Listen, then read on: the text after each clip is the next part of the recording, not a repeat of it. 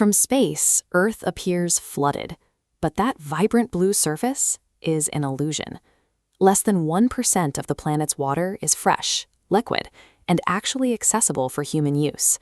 For millennia, the natural hydrological cycle easily met our needs. Over the last century, we broke that cycle. Explosive population spikes, hyper-aggressive irrigation, and rapidly rising global temperatures are draining aquifers far faster than they can recharge.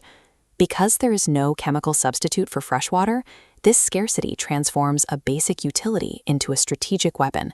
When supply can no longer meet demand, the management of shared rivers becomes a calculated contest for survival. Upstream nations are now actively weaponizing their geography. By building massive infrastructure near the source of transboundary rivers, they can effectively hold the economies of their downstream neighbors hostage. Take the Nile River. Ethiopia recently completed the Grand Ethiopian Renaissance Dam. By controlling the massive volume of water rushing through these concrete spillways, Ethiopia dictates the agricultural survival of millions of Egyptians downstream. The exact same strategy is unfolding across the Himalayas. China is aggressively developing the high-altitude valleys of Tibet, leaving downstream nations like India waiting anxiously to see how much water will actually cross the border. This map shows the proposed location of China's upcoming Medog Dam on the Brahmaputra River. Designed with a staggering 60-gigawatt capacity, it will generate nearly 3 times the power of the Three Gorges Dam. But this location carries intense geological risk. The dam sits directly on top of the highly active Paizen fault line. A major seismic event here could fracture the reservoir, sending a catastrophic wall of water tearing through northeastern India. Massive concrete infrastructure and sovereign borders are replacing traditional diplomacy as the primary means of regional leverage. In North America, the conflict shifts from physical blockades to a brutal mass balance equation. The Colorado River is severely overallocated. Between intense agricultural extraction and climate-driven evaporation, the basin loses significantly more water than nature returns, leaving deep, physical scars on the canyon walls. That mathematical reality is forcing a crisis. With reservoirs drying up and infrastructure sitting completely stranded on cracked earth, downstream states and major cities are locked in frantic negotiations to desperately slash their water consumption.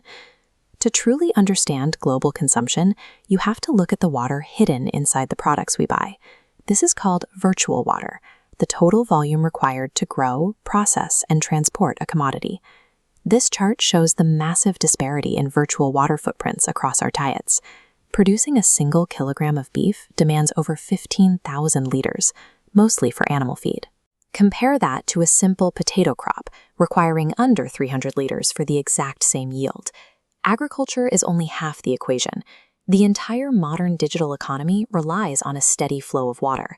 Semiconductor fabrication plants consume tens of millions of gallons every single day.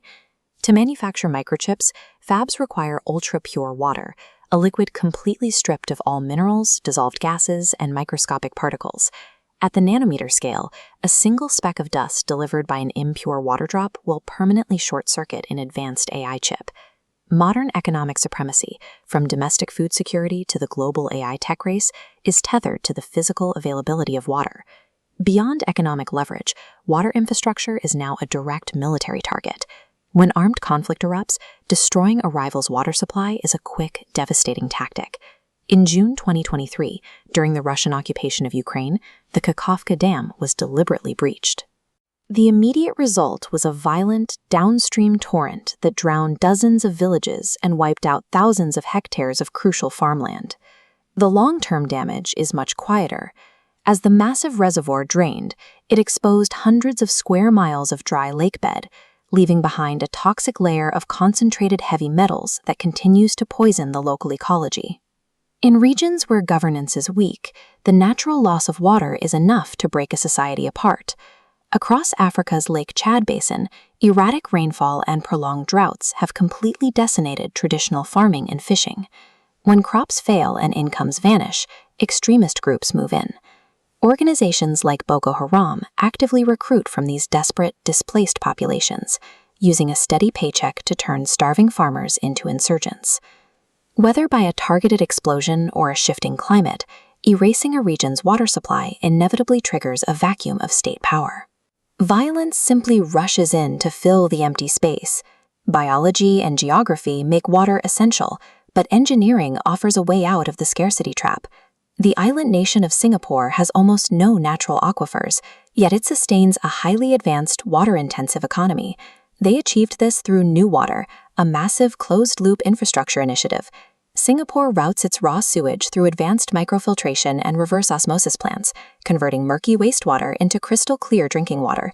This ultra-pure reclaimed water is funneled directly into their most demanding semiconductor fabs. By endlessly recycling what they already have, Singapore completely decoupled its economic growth from the unpredictability of the weather. Relying on century-old colonial treaties or hoping for a heavy rainy season is a failing strategy. The only path forward requires relentless agricultural optimization and hyper-efficient closed-loop engineering. Modern statecraft, military strategy, and economic survival now orbit a single resource. On a finite planet, a war over water is a conflict where nobody actually wins.